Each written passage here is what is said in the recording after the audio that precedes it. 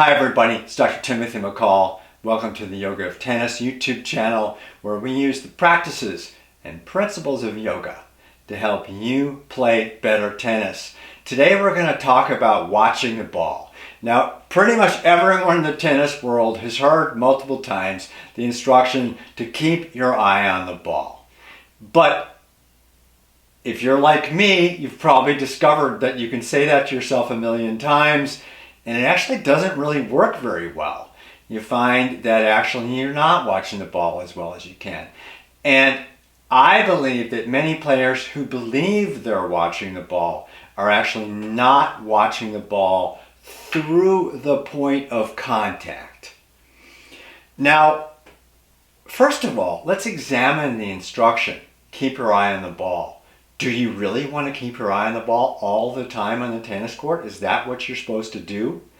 If you watch Roger Federer hit his unbelievable forehand, you'll see that as the ball comes in and he's taking the racket back, he's looking at the ball, and then shortly before contact, he switches his vision so that he's looking at the contact point of the ball, and he maintains his vision there until the very end of the follow-through when he lifts his head up.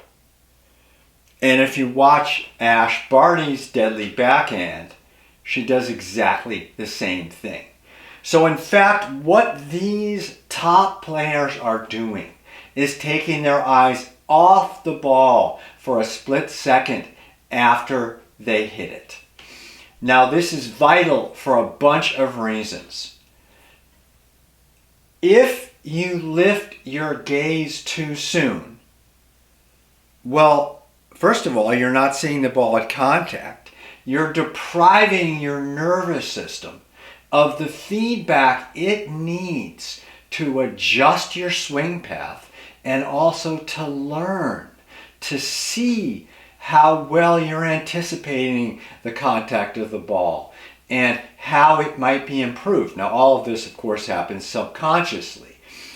And part of the reason why the instruction to keep your eyes on the ball is so ineffective is that that relies on a conscious mechanism. It's a verbal instruction you're giving yourself.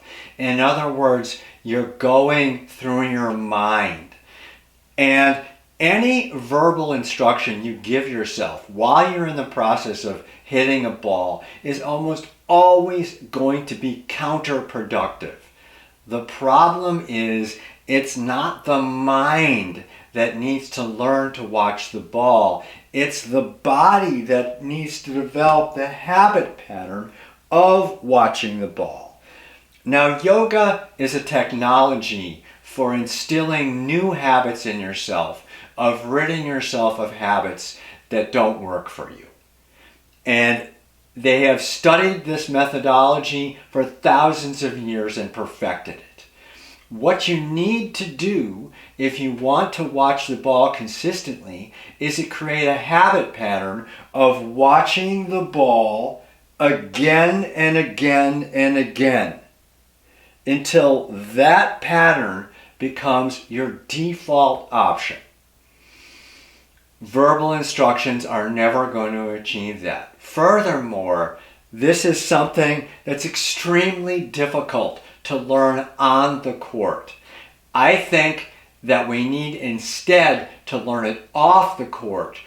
Repeat it, repeat it, repeat it until it's really ingrained, and then bring it to the practice court. First with some easy balls, then progressively later with more and more challenging shots before we try to bring it to a game setting. So the point is, we need to instill the new habit through our body by showing our body again and again what we want it to do. And of course, we're using our mind to plan the course of action and figure out how to make this habit become a habit. But once it does become a habit, it's the body that carries this instruction out, not the conscious mind. And indeed, the conscious mind, as I suggested, just gets in the way. Now, there was a video that you may have seen on tennis stance.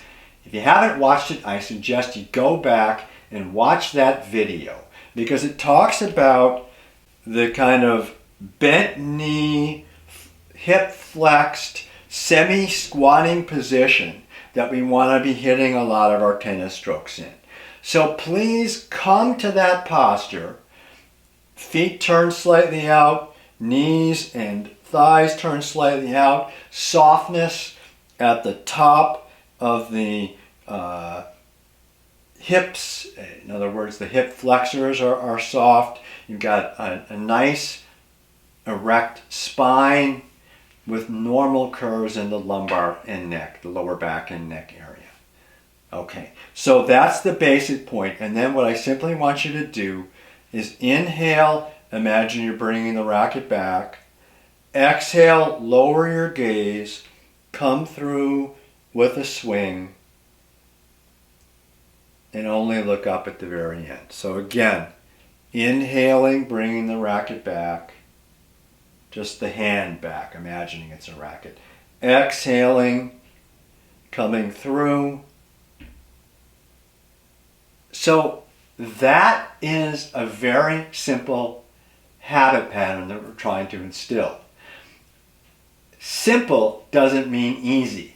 The hard part is practicing this new habit, ideally every single day if you can, because this is how you're going to instill it in your muscle memory, in your nervous system, by regular repetition over a long period of time without interruption. In other words, ideally every single day, can only be for a few minutes. More minutes will work better, but better to do a few minutes every day than a lot longer time intermittently, because it's the steady reinforcement that builds the new bodily habit.